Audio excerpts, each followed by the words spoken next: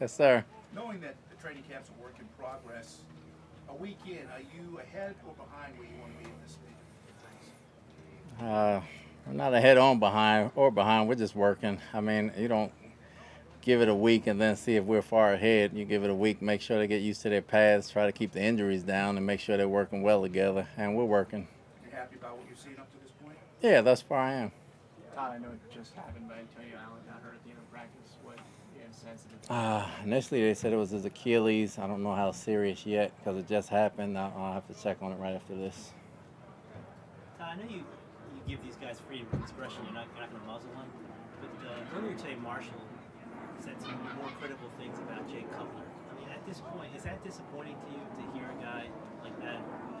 It's not just been an isolated incident. He's been talking about the Bears, throughout this offseason. I don't worry about the guy has to handle where he came from and deal with it as is. I'm worried about the team right now. I didn't see it, so I don't have an opinion on it one way or the other.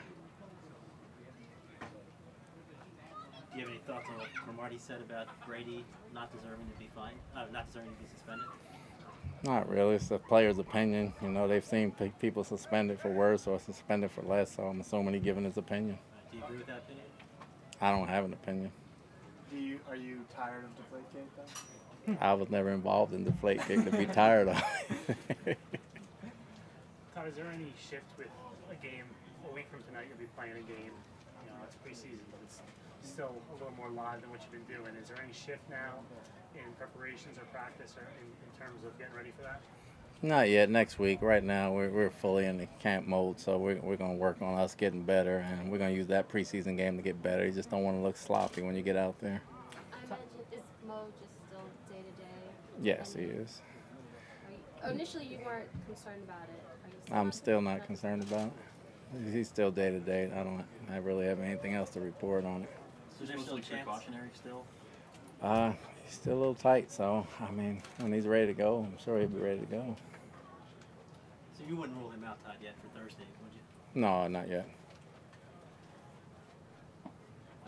Any thoughts on, we ask you pretty much every day, thoughts on Geno and what he's showing you and where he is right now? Well, it's progress. They make progress every day. They do a lot of good things. They make some mistakes just like everybody else. So as long as the progress is good and the mental capacity is fine, you work with that and you go forward. That's for him, Ryan, and Bryce. What progress are you seeing him that you like as far as what you're seeing? I mean, just understanding the offense, breaking the huddle, understanding managing the clock and knowing where everybody is and taking his reads. He's been doing a good job at that. How's the communication been, Todd, between Gilchrist and Pryor? It's been good. They're getting to know each other because Gilly missed the entire spring, so Calvin's got to get used to him again. And as far as making different calls, but they're both pretty good and they communicate well. They just got to work on their disguises. Is Ridley still ways away? He's still working on the side until he comes out there with helmet and shoulder pads. I consider him ways away. Quincy New has had a couple of catches out there. What have you thought of his game? He made a good catch today. He's got to be consistent. You got to show up every day. One day is not going to make you or break you. You just got to be consistent over a course of time. So we'll see if that continues. But he did a good job today.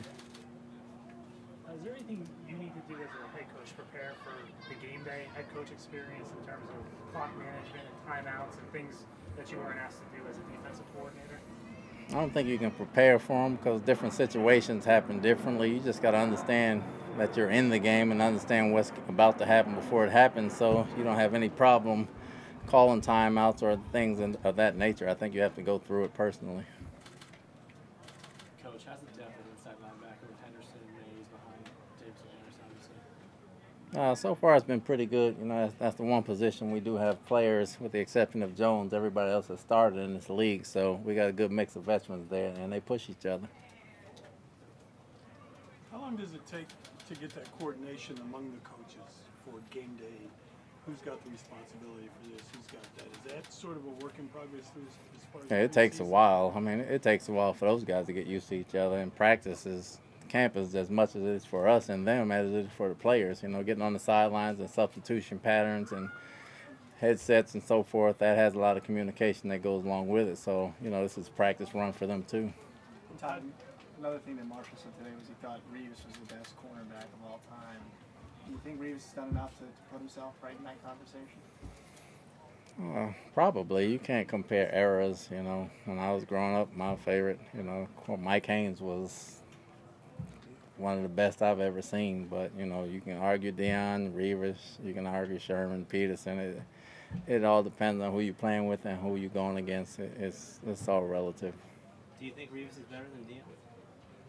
No, I didn't say that. I said in my era, I've seen those guys play. Personally, I don't think anybody's better than Deion. That's just my opinion. But you got to go through a career and then get put in the Hall of Fame and measure that way. But the things that Deion was able to do as a player with punt return and kick return and offense and the speed he had and the awareness he had, that's hard to be matched in any era. Mike Haynes was before that, and I thought Mike was one of the best that ever played, if not the best, and he doesn't get talked about. So it's a good barbershop argument. I mean, go from there. Mel, too. You can make an argument. We can be out here for a year trying to debate this, guys. It's, all of them are great players. Everybody good? Thanks, Todd.